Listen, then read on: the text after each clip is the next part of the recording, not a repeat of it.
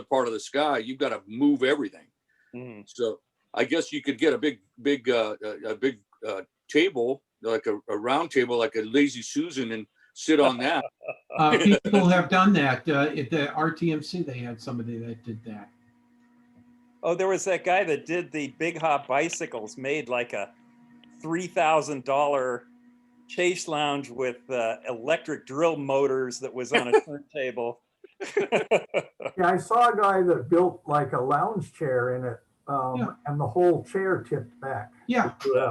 So the eyepiece was, the binoculars were held right rigidly in front of Yeah. him, and everything. Oh, You could get one of those infinity lounge chairs so that it would adjust. You know, so all everything you comes do is back. push it and it moves it. Well, I think the thing to do is to create like a nice little rocking chair with an arm on it that's going to go 90 degrees and hold the binoculars right there, and you can just rock yourself around the sky. That's right. But there's all kinds of stuff. This one here that Saronic had a picture of, I thought it was pretty interesting, and it was only one little small part. If you look on the internet, there's the Easy Binocular Mount Kit, and I actually got that one time. It's a bunch of fixtures for plumbing and so on that one guy put together, and he got a whole kit, and all you have to do is just add your own PVC pipe and then glue it all together. But before I did it, I just realized that this thing is going to be so huge and it's going to take up so much space in my garage that I just didn't want to do it anymore. So I sent it out to somebody else who wanted to use it. I was going to say, I wonder if Don could get something like that. It's called an Easy Binocular Mount. Easy Binocular Mount Kit. If you look for that, you'll find it. The guy's named Peterson, I think. Yeah, Peterson Engineering. Okay, thank you. But I would not recommend it. Oh, okay. Well, then scratch that idea. Yeah, but it's interesting to see. Don just keeps he would probably have been happy, except that somebody came along and gave him this larger pair of binoculars, and he just doesn't have access to tools. And even if he did, he said he'd probably get just lost. He might be even worse than you, Chuck. Yep. Some people should not own tools. So do you guys want to see my new spudger kits? Sure. Sure. Does anybody know what a spudger is? I don't. We're about to see, I think. Okay, so Something for it's potatoes. this. It looks like a nail file polish kit or something. It's guess what it is for? Just before I tell it. Cracking Potatoes. eyepieces? Painting. These are Chinese tools, or as they come from China at least, and it's meant to take small electronic parts apart. So Okay. my plan is to turn my I have one Fuji X-A1 in the sock drawer that I don't use, and I want to turn it into a mono camera. I tried to convert one to infrared a while ago, and I didn't have these spudgers. And there are some of these small connectors that are really tender and easy to break, and so the whole thing broke basically and was ruined. So I was able to take it apart, but not able to put it together again. So if you want to convert it for full spectrum or infrared, what you need to do is you have to get rid of the infrared filter in front of the sensor, right? So that was You the have to goal. replace it with you have to have something that's the same amount of delay through it, a piece of glass. Well, okay, so what you have to watch out for is that if you have to put something in front of it, because otherwise you'll get too far in the infrared, and that doesn't, if you have a refractor, it will be off focus because of the large wavelength. So do you? Or reflector would be okay, but what I did eventually was I went to LifePixel and I had I got another Fuji X-A1. It was only $125 on the internet. And Are you trying to make this into a monochromatic camera? Yeah, so let me lead on to that. So, okay, so that was my first failed experiment. Although I now have a modified Fuji X-A1 that does, has done everything right, but it was done by LifePixel. They do it for $275. It's not that expensive, and it's nice. You've got a large sensor and so on. And this is a system camera. It's not like a DSLR. It's lightweight and works really well. So anyway, the next step is to take that Fuji and go one step further and scrape the Bayer matrix off the sensor. And that's what these spudgers well, the spudgers are for actually dealing with the connectors, and then I have to find a way to scrape the CFA matrix off Have the. you ever heard of this being done before? It has been done before, and so there's a guy on the astronomy forum, a buddy of mine. I sent my broken Fuji X-am to him. He lives in Kenya, and so he's going to do it first. He has a Fuji X-A1 that he wants to do it too. We choose a Fuji because they are very good for astrophotography. If you compare it on DP Review with a dark lights scenario and compare it with the rest, it's a cheap camera that is really good for dark. Are these the mirrorless cameras, Hank? Yes, mirrorless cam. It's a mirrorless camera. Yeah, and it's it's an old brand, but because it's old, you can get it for cheap on eBay if you just get a body, and you can still find them for $125. The The Fuji X-A2 has the APS-C same size? sensor, I believe. What size sensor? So anyway, that's my next project. What's that, Mike? I didn't hear you. APS-C sensor, or is it small? Yes, APS-C. Okay. And that's good because actually, you know what? I just got, so I'm still waiting for my 12-inch telescope. That's still not coming. I've been waiting for more than 6 weeks. I keep getting encouraging emails from OPT. But anyway, so meanwhile, I found out that the coma corrector that I have is probably not good enough. I've got a Baader Mark III coma corrector, and somebody else tried that on an f4 8-inch Newt, and it just didn't work very well. So I got a Paracore, a TeleVue Paracore. It's pretty Yeah. expensive. That will work very well. Yeah. So anyway, so that Paracore, it looks pretty fancy. It's got this whole fixture on top with a screw that you can turn and so on. And I thought, oh wow, well, that's probably to adjust the distance, but it's not. It's for their own TeleVue eyepieces. I can probably use it for my own eyepieces, but I'm not. Oh, I didn't realize that. I And then- thought that was some kind of adjustment. You can So you unscrew screw that that- top that holds the eyepiece. Yeah, you have to screw that whole thing off, and then you've got a That's tube, right. and the lens is sort of protruding at the top, so you have to be really careful with it that you don't scratch it. And so, and then you need an adapter because this is like a 2 1/4 inch or something like that. I mean, and then for the TeleVue, Probably and they two. say in the comments that you should not be using a pro camera because those sensors are too big and you have too much vignetting. So I have an APS-C sensor, which is a good size actually. It for this doesn't thing. matter. You can use what you have, and if the corners are vignetted, you just don't print them. Yeah, that's true. Wow. But, When you do a flat But field. if you want to make that to something else, there's a company called Precise Parts. I think that's the name of them. And they Okay. will make, you tell them what you want to hook between, which camera and which paracord, and they will make the part for you, usually for around $100. yeah, I hope I can get the distance right because I have a bunch of Yeah. extensions and so on. I got a The whole set distance- in time, but The distance should be written in, the paracord should tell you what the yes, distance is. yes, it has the instructions, and I just hope that I can cobble it together somehow. We'll see. Those Yeah, things are pretty expensive. Yeah, the Paracord, but the thing, the Newt is really cheap. If you look at all optics, if you can get a 12-inch Newt and a good coma corrector, then you've got basically a 12-inch imaging machine, which is not bad if you can manage to carry it onto your mount. I mean, it's not going to be. Well, you got to put it on an equatorial table so that it tracks. Oh yeah, sure. I'm going to use my G11, so it should be able to do it. Yeah, it's not a Dob, Bruce. It's going to be on a German equatorial. Oh, Right. okay. Yeah, but Charles Schuler got a 20-inch Explorer Scientific Dob. We were up at Camino Cielo, 2 nights, and you talk about a light bucket. That thing is really neat. But he's anguishing over an equatorial table for it. You can buy him for a lot of money, and he's going to make one. You should for talk. astrophotography. Well, if you put it on an equatorial table, it is. You're talking about an equatorial platform, right? Is he going to use Right, that? for- right. It's good for about 15 degrees of sky movement. Then you got to reset it. I know, but is he going to use it for astrophotography or for visual? Both. Oh, okay. The then nice thing about visual, even when we were at Camino Cielo and he was at higher power, you get something in view, and by the time somebody else comes over to look at it, it's no longer in view, or it's off over on one side, so you got to recenter it. Right, but if you want to use it for astrophotography, you need one of these high-end platforms by Tom Osipovsky. Those are the only ones I think that are probably good enough. They can also be auto-guided, so that you can get them dual axis, but they cost, these things cost over $2,000, probably $2,000 to $3,000. Yeah, that was Chuck's anguish. Okay, yeah. Gail So Massey, he's going to make one.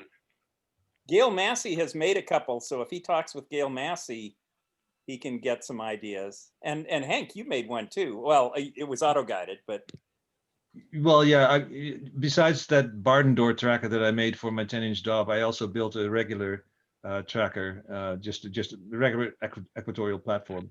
And mine is Well, the dual axis actually. So The equatorial platform is simulating a big cone, but you're just having a slice off the edge. And as long as you have, if you're have the right RPM going into the drive, it should stay right on. And that's easily done with an Arduino and stepper motor and all the stepper motor stuff that you can just simply buy and plug in. You do have that to sounds have easy, it. but it's not really how it works. I mean, you really need accurate tracking Oh. for photography, and There's so Gail, that's Gail right there. yeah. Well, the key, even on my scope, the equatorial mounts, it's critical that I get north aligned through the little scope, pointed on Polaris, offset where it says it. On mine, I have a clock face in there, and it says Polaris should appear at, pick a number, 8:30 p.m. And that's, you move azimuth and elevation and put Polaris there, and then everything else goes well. I mean, last night I got aligned within 4 minutes of arc. Gail's platform. So you have to do the same thing on an equatorial mount. It has to be pointed, Yeah. where the North Pole is, which is about a degree off of Polaris. Okay. Bruce, And it doesn't have any real facility to do that easy, not a little telescope or whatever.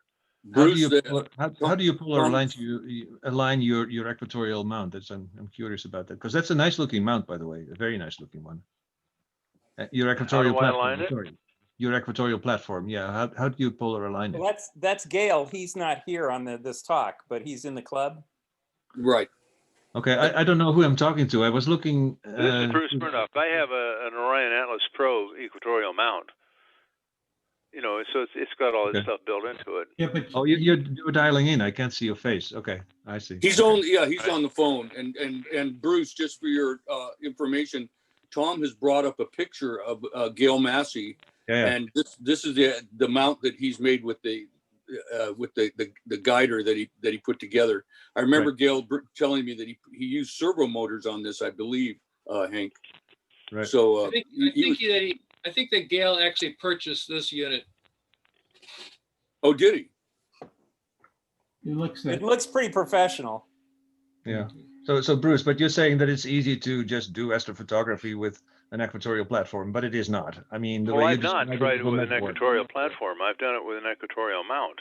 Yeah, well, that's a different thing. That's entirely different. Yeah, I An know. equatorial mount is much more accurate, because if you get an equatorial platform, you have to create those discs, those sectors, and you can never get them exactly round, and it's all self-made. So you've got huge bumps and things. Fine for visual, but for astrophotography, you really need something better. You need at least to, if you do that, you have to at least have it dual guided and dual axis and auto guided. Otherwise, it won't work. It's just, yeah. I have to admit that this, that setup looked pretty good. It looked like he had a 14-inch on it. I think that's an 11-inch. Yeah, I think it's a 11 inch. C11 made Yeah. into a Dob, and Yeah, Well, I've seen that picture, yes. In fact, that's the scope that I have now. I got that C11 from Gail. He went back to a 10-inch Newtonian. Mhm. Yeah, this doesn't look very practical, actually. Why did he do this? well, he just observes from his backyard. He has macular degeneration. Uh-huh. He can't drive. So he just likes to play around with stuff. Yeah. But it seems like if you have a C11, you could buy an equatorial mount, right? Then you can.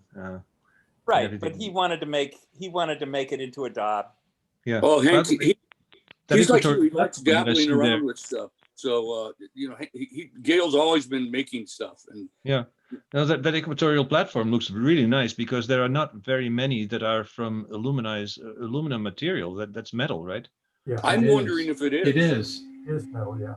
It looks like it's VNS at the top, and that the axis is right. There's a single axis at the rear, pretty much single axis. So the center of gravity is actually way below where the C11 is, so that will not work. I mean, this thing is going to be off balance if you tip it over too much. Anyway, I'm just curious. Yeah.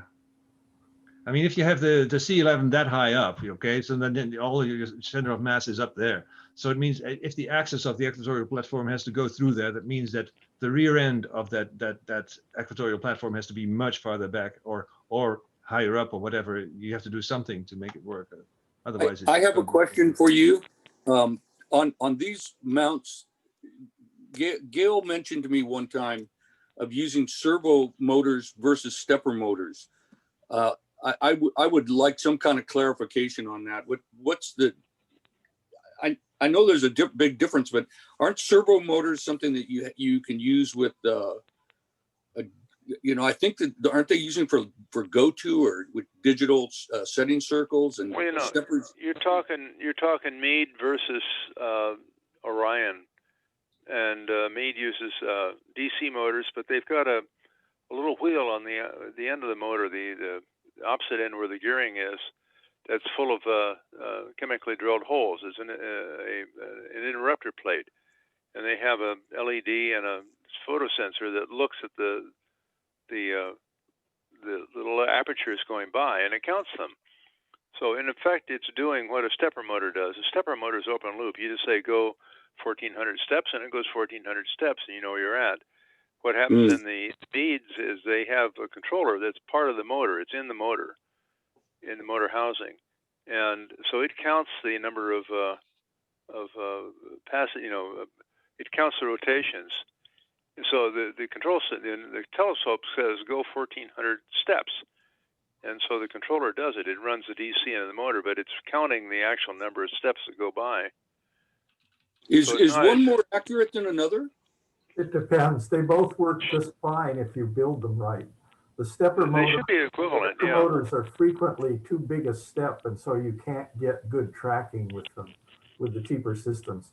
So a lot Well, you of microstep them. Oh no, there are very cheap. There are very cheap motors. I've got 3 pairs of motors right now. I've tried several. Right, but you microstep the motors. The motors typically go 1.8 degrees per step, which is, with your gearing, is probably too much. But you can microstep them. You don't turn one winding on full and the other off. You slowly bring up one winding and slowly bring down the other. So the motor very slowly goes from one step position to the next. Yeah. You And can, it's not expensive. These things, these motors cost like $13 or so. I mean, I've got. Well, it doesn't Which matter what the ones motor do you costs. think? both work just fine if they're built right. Right. Okay. The It's stepper the motors. control system. The stepper It's motors. the control system for the motors, not how the motor. The motors are typically 1.8 degrees per step, whether you pay $13 for them or $130. I would prefer 0.9 It's the degrees, control actually. system and how you're controlling the current that's going to the coils, and you're not stepping it. You're not putting it on full on one and taking it off zero on the other one. You gradually bring one up and you gradually bring the other one down, so that the armature of the motor is very slowly moving from one step to the next. There is an upside to using the servo motors, is that they can be slewed very quickly and still keep their accuracy, because they're limited by the encoders, whereas the steppers, they have a certain steps per second limit, and Yeah, you have to accelerate them and decelerate them, or you lose steps. Well, the trick is to switch from micro-stepping mode that you use for tracking to non-micro-stepping mode, and then you can go But the much faster. micro-stepping is a function of the control system for the motor, not the motor itself. correct. But the thing is, with stepper motors now, it used to be the electronics for servo motors was much more expensive to keep the accuracy, because encoders were very expensive. And the steppers, you could do it open loop. You had 200 steps And per revolution, you just gear it down to whatever you wanted to, but you had a certain slewing speed because the stepper motors are only good to a certain speed of steps per second for a given load. But to tell you the truth, nowadays, because my brother's got a couple, some of the new stepper motors actually have encoders on the back of them so that you actually do get proper feedback. You can tell when you've missed a step or not. But that's just because electronics is so much cheaper now. You know, it's like go-to telescopes where the most expensive part was the computer controlling things, and now it's back to the optics. Yeah, My- the controller makes a big difference. So if you have a stepper driver, there are several kinds, and they determine how many micro steps you can Right. get. And Right. you can run micro step and a full step. It doesn't matter. I mean, they're so fast that you can do it. Yeah. Then there's also what you use to drive the driver. So like a system like OnStep, the mount that I built, Yes. the control system that I built, it gradually accelerates from 0 to faster, and so it's a very smooth curve, and that's much better than when you have a system that goes full Oh, yeah. speed right away. Well, if because you then go lose full at steps. once, you lose steps, you lose log. Right, and so by In fact, if you use OnStep, you'll get much better performance. So you can eventually go faster with your scope, because if you slowly accelerate, then you can go to much higher speeds than when you do it. Well, to tell you the truth, you want to do that with the equatorial platforms because they are roller, they're friction drive, and so if you accelerate too fast, you'll lose your accuracy on those too. When you Mike, It what don't does the accelerate. open loop mean? There's no feedback. yes, You tell it to go. You give it. Well, Yeah. You know, if it's DC motor, it's very ill controlled because you put a voltage on it. It depends on the load how fast it turns. So you don't know where it goes. You have to have some sort of feedback to close the loop, so you can control the voltage going into it or the current to cause it to turn or go exactly where you want. If That's you where have they a put the Stepper track, motor, encoders exactly on. that. It's steps. Tim, if you have Typically a 1.8 tracking, degrees per step. if you have a tracking motor or a tracking telescope and a sensor so you can see a guide star, Mhm. then that guide star, if it moves off of where it should be, it generates a signal to bring it back. And that's closing the loop. So if you don't have that in there, then it's open loop. Well, no, Oh, the Meads use a DC motor, but they're closed loop because they've got a wheel on the backside of the motor that's got Right. slots in it. So they actually have a direct feedback as to how much the motor is actually turned. Right. interesting. But you get your feedback, but when you go to auto guiding, in a way you're ignoring the encoders or whatever you're doing with the Right, motors. You're closing looking at the loop in star. that case, because you're looking at where the star actually. Yes, you're trying to keep the star in the same place. That the Right, kind of that's an outer Bruce is feedback talking loop. about is There's where the motor is kept at the right rate, but it may not be where the star is moving. Right, so you've got two feedback loops. You've got an outer loop and an inner loop. The inner loop is what's built into the mount, and the outer loop is the auto guide. Yep. You know, two feedback loops and nested loops are done all the time. Well, this one's kind of it's kind of going right over my head here. But Jerry, what you said is it made a little sense that this auto correctors. It has something to do with that, right? If you're seeing a star and it moves out of your line, then it auto corrects because it has this open loop in it. Tim, Let me give you an analogy, Tim. Let's suppose that you wanted to go to get a pizza and you don't know where the pizza store is. And so I drew you a map and gave you an instruction sheet and I hand it to you and you disappear into the night looking for the pizza store. That's open loop. But if I watch where you are and you're following the directions, but I say, no, you're too far to the left, you missed a turn, go back, I can correct your path in real time and get you there. I've closed the loop. So I can read where you are and then I can give you a correction based on where you should be. Otherwise, you just have to go by the directions. That's open loop. Okay, so the server motors, they actually have the ability to correct, whereas the open loop would be that stepper motor design. No. That's opposite. No, Opposite. both of them can get an internal feedback, which I don't need. I ignore because I use more of a wider loop feedback.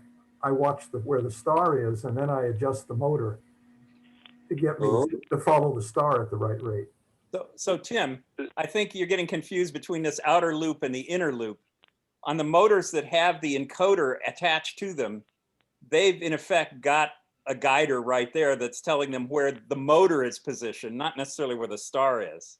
And that's a little closed loop in there where they can read off this encoder and tell where the motor is positioned.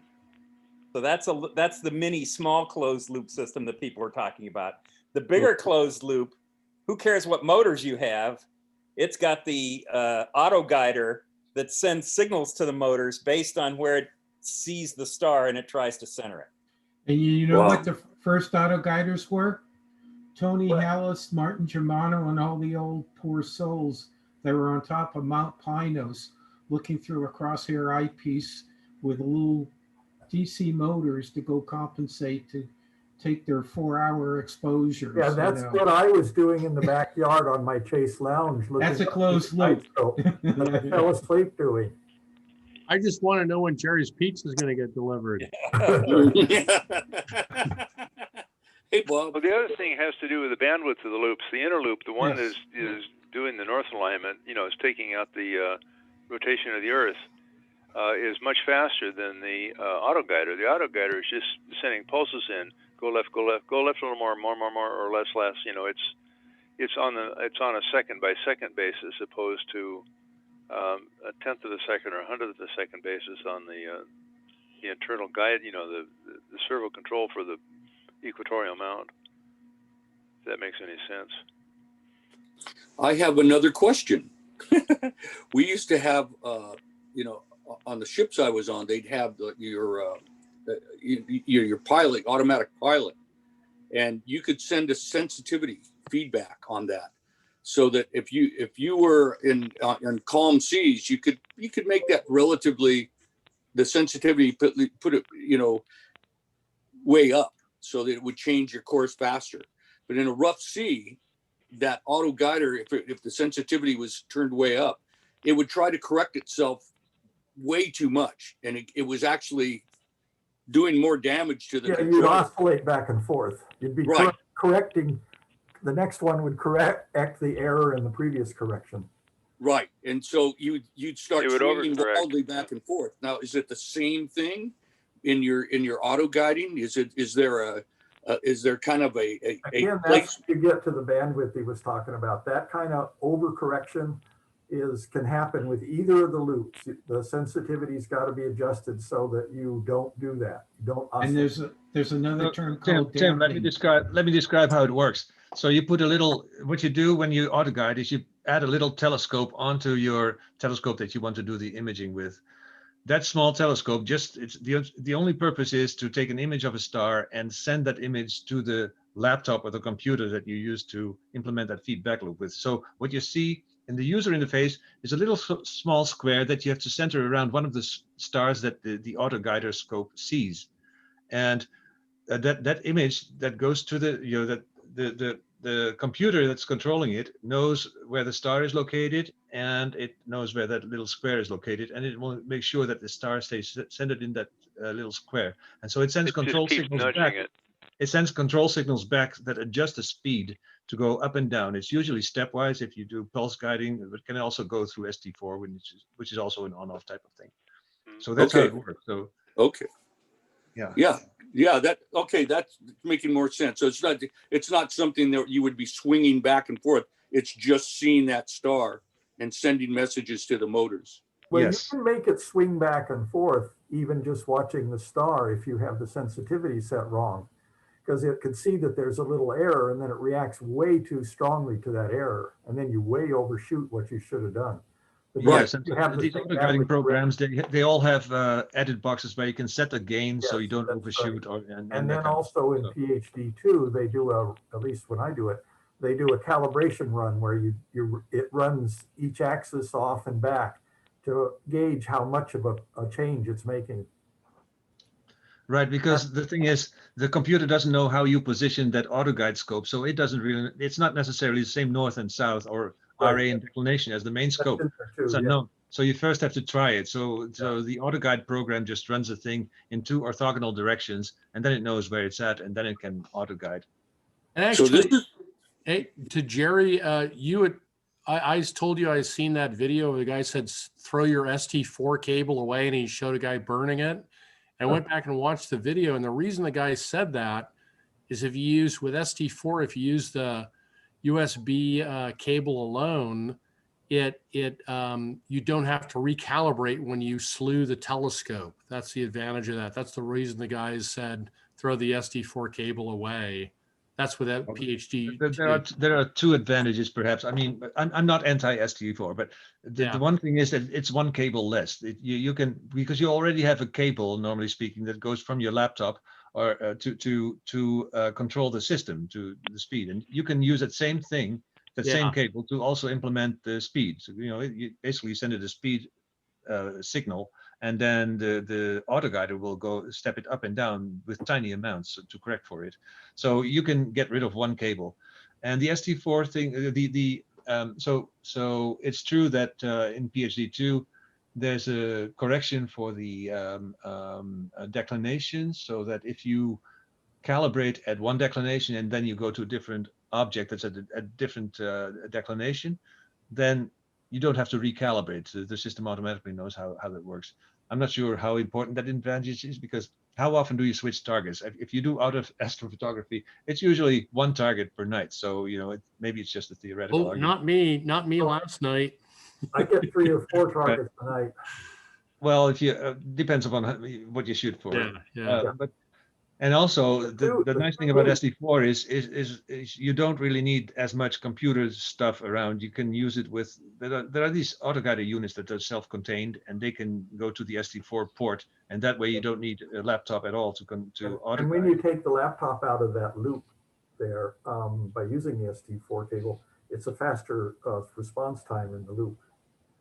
Going through the computer can slow you down. I think you're right.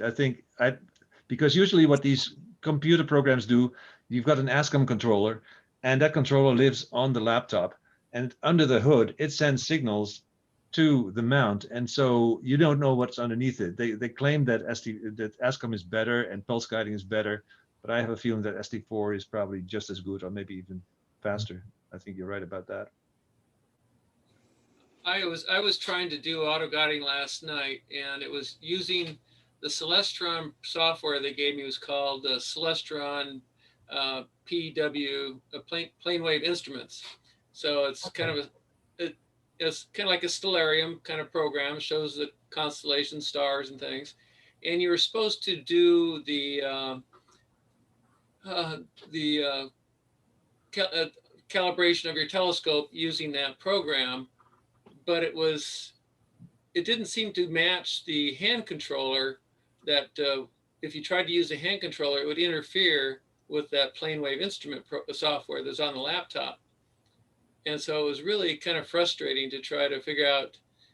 And then finally, PhD2, it was finally kind of failing. It was saying it was not getting a good signal between the mount and the laptop. Evidently, people say there's lots of different reasons for that, but it was frustrating. So I got a long ways to go to try to figure that out.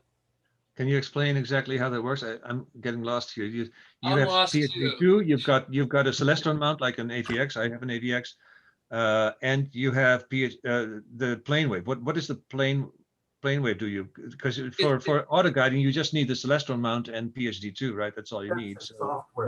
where does the plane wave come? It's like the Sky X on your Oh, laptop. okay. That's the planetarium program. Yeah. Oh, okay, sure. What happened was the PhD2 would not talk into the mount, the CGX mount, unless I use that CPWI software, the Celestron Plane Wave Instrument software. It wouldn't see the ASCOM language control. Evidently, I needed that, but it didn't match up with what the hand controller would do.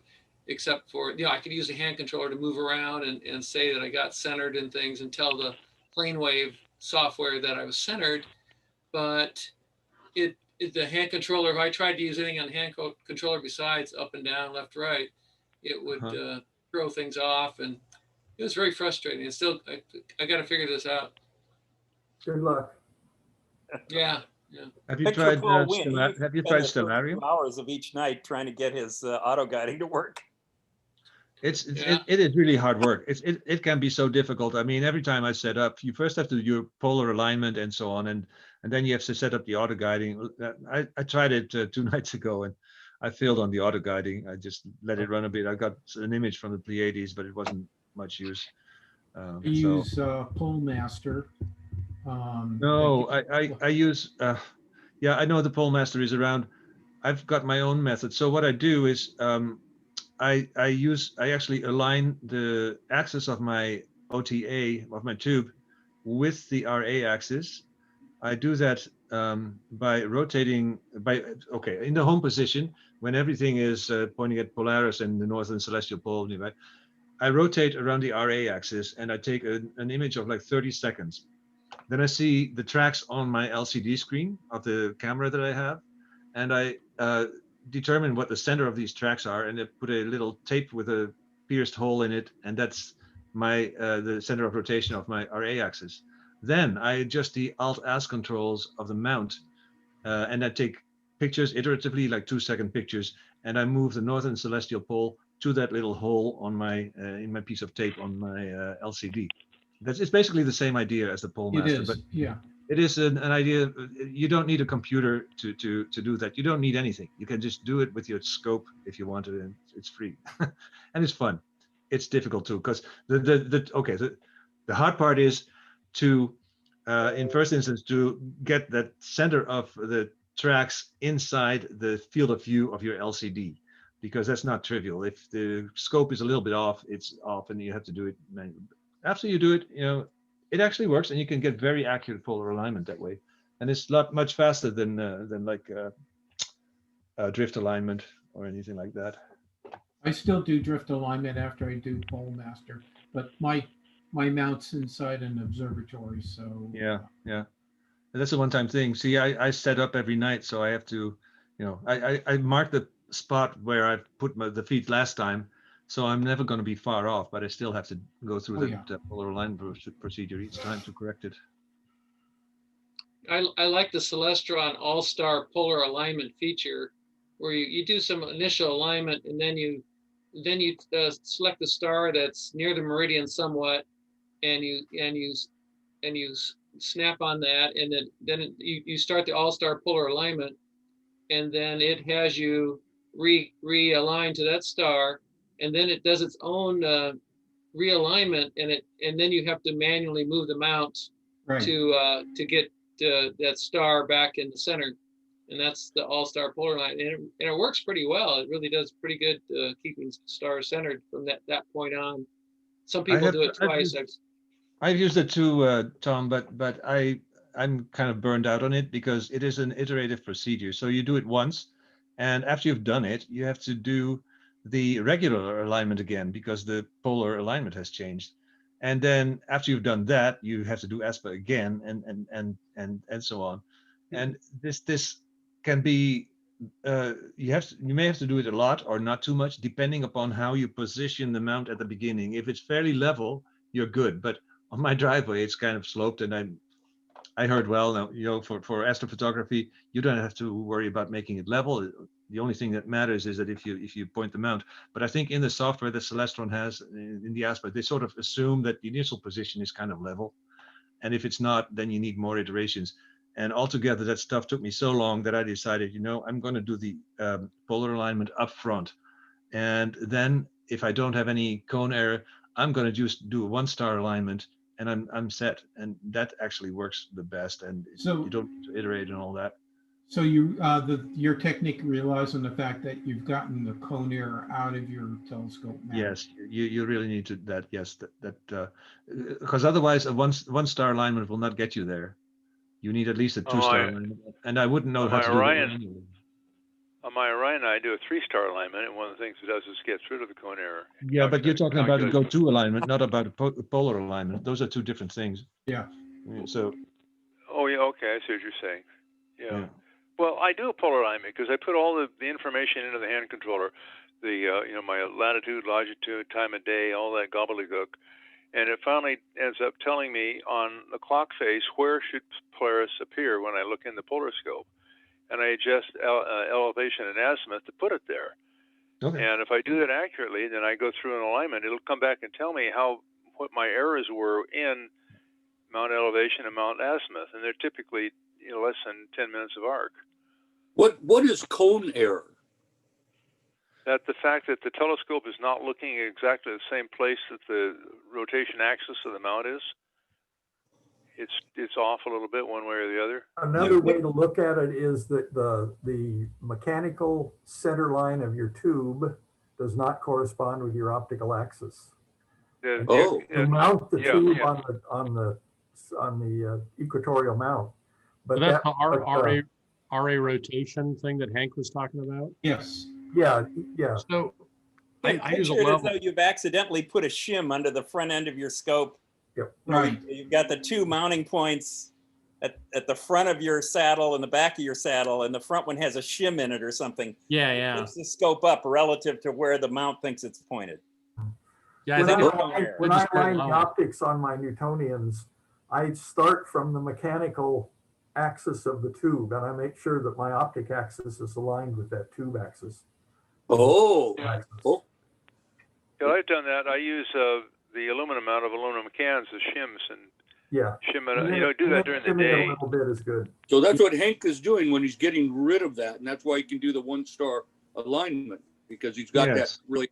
And I can If check you have- if If you have no cone error and you're aligned with Polaris, then you only need 1-star alignment to give it the coordinates it needs, and then everything else, the sky is there. You know, on that Takahashi I have, they have this polar, what is it? The polar scope finder. It's like you look through a little finder, and it's Yeah. got a clock inside. Yeah, And that's what you're mine does. It's clock face. Yeah. Yeah, and you're supposed to put you're supposed to put your target, or I guess it's Polaris. You put Polaris on the date, and the date has to be the what am I trying to think of? Not the date, the time. Yeah, The it's time. it's the time, your local, what's it? Local hour angle. Sidereal. Sidereal, the sidereal hour, and minus, what is it, Chuck? It's minus 32 degrees or whatever for where we are for the North Pole. It's 34 and something a half. Yeah. That's our 34, and you have to subtract 32 that from it. And if you put Polaris right in that little clock in the polar finder, God, you're just dead on. But it's beyond me how they did that, how they figured that out. That's like where they have the little map of Cassiopeia and everything when you look through the Yeah. That polar one you're finder. talking about, that's the same. That's the old reticule. Yeah. Eye mount, and you show what you do is on the mount. It's a Vixen Great Polaris mount or something like that, and it's got a ring that has the date on it, and it's got another ring that has the time on it. And Yeah. you line up the time on one ring with the date on the other, and then that has rotated the reticle so that the Polaris, and then there's a little set of arrows where it shows where Polaris should be, and you move it so it's the alt and as of your mount until it's right in that thing. And what that does with that date and the time ring, it gets the position angle of Polaris in its 1 degree of an arc off center. Yeah. Oh. It has to be at a certain position angle. Okay. And of course, that's why they put the little level in the mount, right? So it has to be level to work. Start with that if you need to. But as someone said earlier, it doesn't matter if you're level or not, as long as you can get the polar axis aligned with the North Pole, you're fine. I have a bubble level on my mount. When I set it up every night, I level it. Not that it's important, but that means that I'm not going to have to change the azimuth and elevation adjustments very much to get polar aligned. Mm-hmm. I've been doing the Always do it from level. It just makes things quicker. Yeah. yeah. Exactly. I've been doing the push to stuff for so long. I got to get that Takahashi mount out and try some of this stuff. I'm sorry to sound like a lunkhead, but the more I ask, the more I get. I'm not going to learn anything unless I ask. Yeah, that thing that you're showing there, another way of doing it, you line one star in Cassiopeia with the back star on the Big Dipper. If that goes through dead center, then I think it works right. I have Well, trouble getting Cassiopeia and octans in at the same time, but you know, Right. Well, that's where you can use it in the South Pole too. That's Isn't only Auckland good. the South Pole. That's only good for a certain amount of time, and then pre-session continues. And it 25,000 loses years accuracy. from now, that won't work. Yeah. Yeah, the little polar scope I have, I think it's only good to 2024, or maybe it's 2035. Anyway, I figured I wouldn't probably be alive. I hope it's not Well, mine's got- 2024.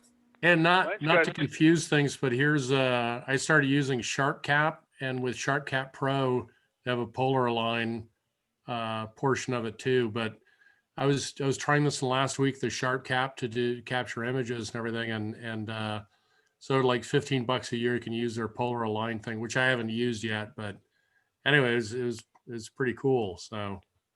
How does this work, Bob? Oh, it's you know, so you have your PC hooked up to the computer through a USB port. I got one of the ZWO guide cams, and I was using it to just take some pictures too. But to tell you the truth, exactly how it works, I know, but I mean, I haven't followed it yet directly yet. But it's telling you, you know, to well, I won't go into detail because I haven't used it yet, but it's supposed to be the guy who does Trevor Jones, who does Astro Backyard, who's a Canadian guy, a bunch of videos and everything, says, he goes, I started using SharpCap Pro, you know, with a polar align, and he goes, I won't use anything else anymore because it's so easy. So it's one of these, you know, so it's software, you know, and it's basically gonna, you know, the computers become aware of everything that your telescope's doing in terms of RA deck and everything, and it's going to help you do the polar align a lot. Yeah, but Yeah. it's also rotation based, right? It's basically the same idea as Pole Master and the thing that I'm doing. Right? Yeah, You it have, you is. have to turn It is. the telescope around RA, and then the stars that you marked over there are going to be in a different spot, and then you put them there again, and then it can figure out what the deviation of your polar axis of your RA. Oh, Right. So They all anyway, work I the just same thought I'd out. show that real quick. And by the way, PhD2 is also supposed to have a polar alignment routine. I read about that. I haven't used it It myself. has several, and I use the drift alignment. Once I get close, I use the drift alignment, and then Yeah. you can tell, you can really zero in. Yeah. No, I was referring to the rotation-based method. Oh, There's it has You're one too. limiting the cats, Chuck. No, Okay. go ahead. Sorry to interrupt. there's a new rotation-based method in PhD2, I think. So that's what I was Okay. referring to. I know it can do the drift alignment. I have never tried that. But in the end, it may be the best thing to do, actually. I because it think doesn't it's the take that most long. accurate thing, but it's fairly Yeah. painstaking to go through. Yeah. Takes a lot of time. Yeah, we aligned the museum's telescope. Yeah. Paul and I did with drift alignment over a couple of nights. so the whole idea here is to find something that so you can polar align quicker, and then if you could figure out a way of getting the thing. Is it the tracking that you're saying is the tough thing to get aligned for auto tracking? So if you could figure out, if I Trouble could with either one. invent something that was really, really fast, everybody'd buy it. Well, yeah, that's what's happening. Polemaster sells like hotcakes, and SharpCap is used a lot too. And then Okay. I've got my DIY method that does the same thing. Oh, the only problem I have with setting up alignment and tracking and setting the tracking and the dithering and stuff is getting focus right. So PhD, I think either that or Nebulosity has, whichever is the camera control, I guess it's Nebulosity, has a focusing option in it, and it's just terrible.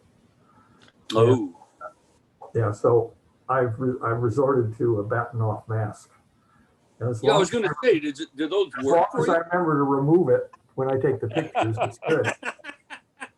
I don't know why. I think it would be great. Well, yeah, wait a minute. Let me get this. Oh, let me get this up here. Do I have it?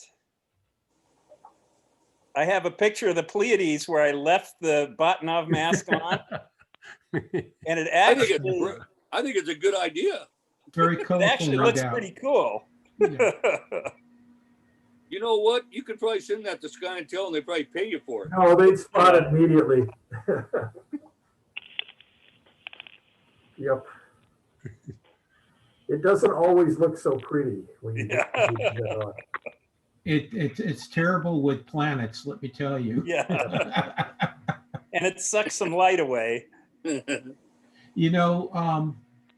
was using the Batinov mask to do some of my Mars pictures, and sometimes I think I reverted back to Sharp Cap because in the case with Sharp Cap, they do a Fourier analysis of the image, and they've got this graph where it shows better or worse, and I changed the focusing to increase it that way. That could be because the focus could be changing as I slew it from one place to another. You use the Batinov mask on a star, some other place, and then you got to go slew it back to Mars. So. Good night, everybody. I'm going to bed. Okay, good night. I have an interesting issue with my Barlow. I thought I was using a wonderful Meade 4000 Barlow, and then I looked at it a couple of days ago, and I go, "Gee, there's no reflection in it." The lenses fell out, and I don't know whether I was using it originally with, is this like, Well, hopefully it's not adding inside. any aberrations. What? No. I think I told you guys the story when I was working on that 10-inch Daub I have. And I was, I'd finally gotten the mirror to a place where I thought it was going to be just really great. I've been working on it. And Jeremy Schmidt and I were working on similar, they were like sister scopes. And I got the mirror, put it in the mirror cell. I only had the tube and no mount for it. And I brought it out on the front porch. And it's uncoated. So I'm looking up at Camino Cielo. And I took one look through the eyepiece. And it was just all this horrible distortion and just light all over the place. And I went, oh my God, this 2 years of working on this for nothing. And my son came out, he said, you idiot. And he took one of those little Dixie cups that I put over the diagonal, the clear Dixie cups that I put over the diagonal. And I put over it and I didn't take it off. So I pulled the thing off and there it was. So the mirror was in good shape. I've done that too.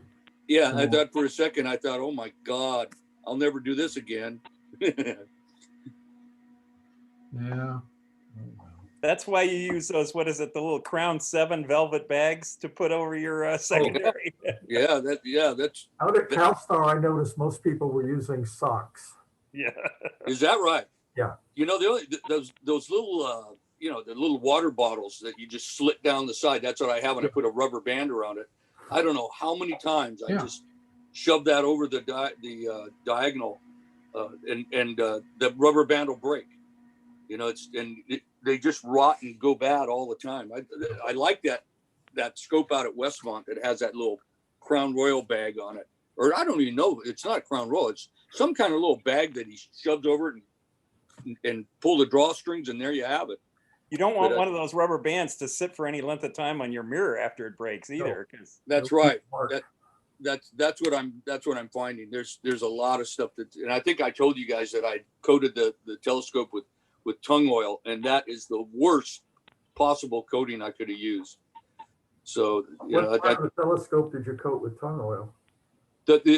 All the wood surfaces, the wood surfaces on the outer surfaces. But I think the last meeting I was telling guys about that.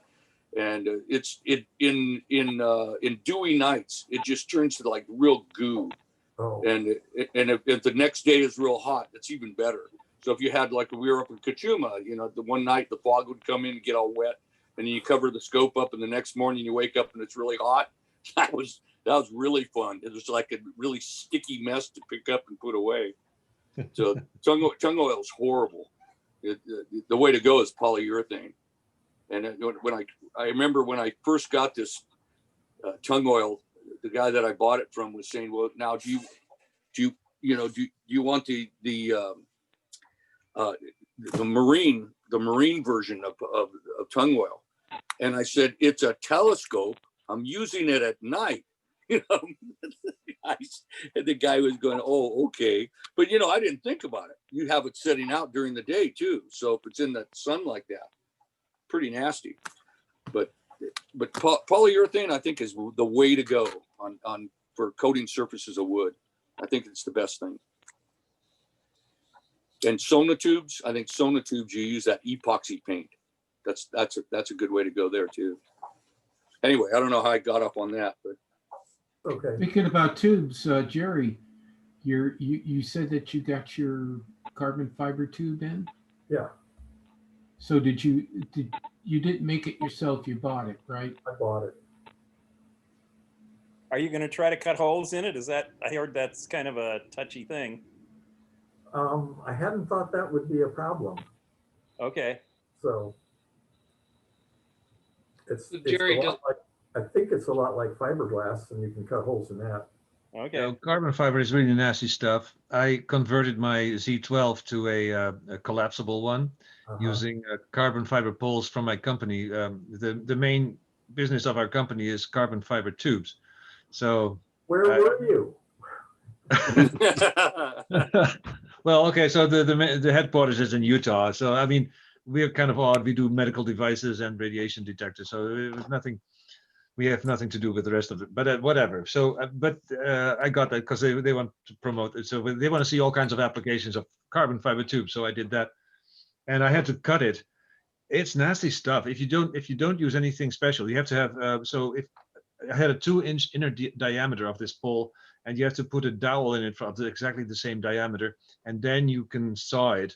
But if you don't do that, then these carbon fiber things they splinter off of there, and they're really nasty. I mean, at one time I had a whole fiber of like an inch that went straight into my hand. I could see it, and I could pull it out luckily without it breaking, but it's razor sharp, and so you have to watch out, and you have to actually have put pressure on both. You have to have if you have to drill a hole, get a dowel and stick it inside the pole, a dowel of exactly the same size, and then drill. that's a tube he's got. Huge tube. Yeah. Okay. Well, good luck. I mean, I would practice. I would first practice on a little piece of carbon fiber that you get somewhere else or something. I would I would think to put tape over the hole that you're going to be drilling on, at least that on the outside. Yeah, I hope that's enough. that Yeah. might help. You don't think so? But that sounds like it needs some kind of resistance, some kind of pushback. Yeah. I just won't push hard on the drill. Okay. So Yeah. we'll see. Laser. Get a I'll- Or laser. maybe grind it instead of drill it. Maybe. Then don't breathe it. You don't breathe it. Yeah. Oh, yeah. Well, Whenever there's really, fiberglass. whenever there's kind of really hard materials like that to use, sometimes they'll have. Remember that hole cutter you had, Jerry, to put the hole in your mirror? It was diamond coated. Well, the same thing might work here.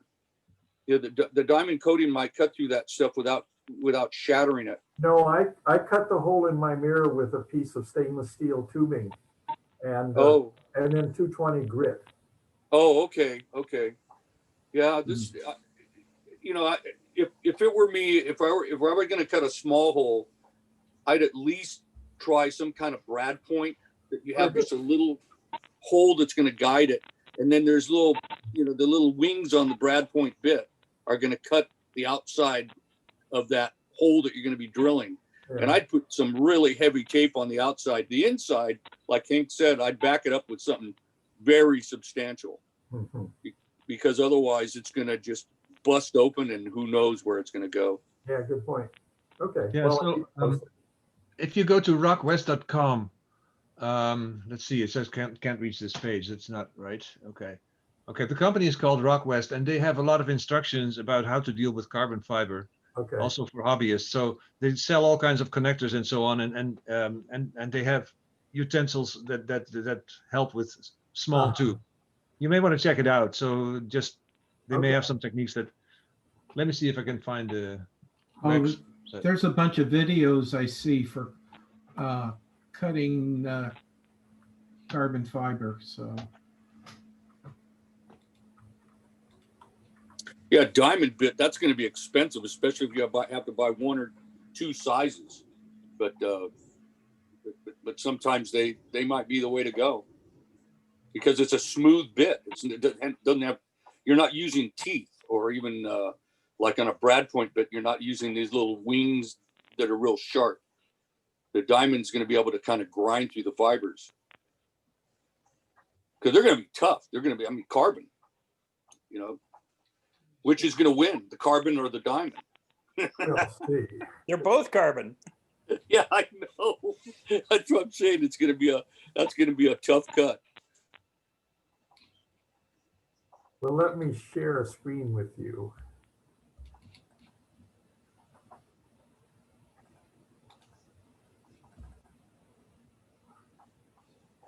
You see anything? Yeah. Yeah, yeah. Okay, that's where I got the tube from. And that's pretty much what my tube looks like. Huh, can't make it go up. Oh, here it is. They make them 4 telescopes. Of course, they don't give instructions on how to cut them, but a lot of people cut them, it looks like. It looks Yeah, like oh, there's yeah. something on hole drilling down there in the lower right. Oh, this shows a Newtonian, and that's what I'm going to make is a Newtonian, but mine's much bigger in diameter. So the They biggest talk hole about I'll hole cut will drilling be down there. the focuser. What's that? They talk about hole drilling in the lower right part of the text. Oh there. yeah, so you're right. Yeah. Oh, okay. I see a big gray spot there. That looks like a close-up of the tube. Yeah, there is a close-up of the tube somewhere on that. Okay. Well, I would guess that piece of tube would cost you probably $500 or so. What? How much is it? More than that. Yeah. Cutting the, I don't know. I think I'm going to do it in my backyard. Well, it says it only takes 5 seconds. And that's it. You're not doing anything after that 5 seconds.